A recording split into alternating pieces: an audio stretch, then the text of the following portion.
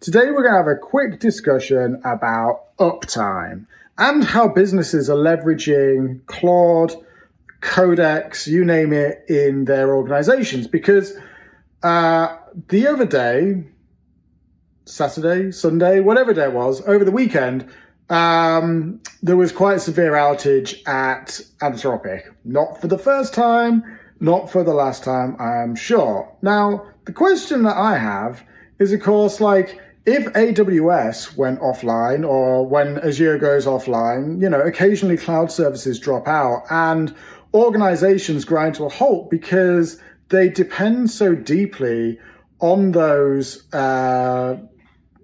platforms to be able to deliver, either internally or externally, the software or the information that they're providing. But when Anthropic drops offline, which happens more often than I think Anthropic would like to admit, and I asked the question the other day also, which is, do they really, is the offline because it's a spike in compute, or is it because really their SREs aren't that good and something goes wrong on the other end? I am curious because obviously if Netflix went offline, their bottom line would drop out because no one would use it and they'd all move somewhere else. So, with these organizations depending on Anthropic, when it drops offline, are there mission critical systems running on Anthropic or on on ChatGPT or whatever, from a real application integration standpoint? When things go offline and at Anthropic, how many people actually notice? Or do they use different services? Do you use a configurable backend that allows you to flip seamlessly between running a model in Anthropic and Bedrock or Foundry or whatever?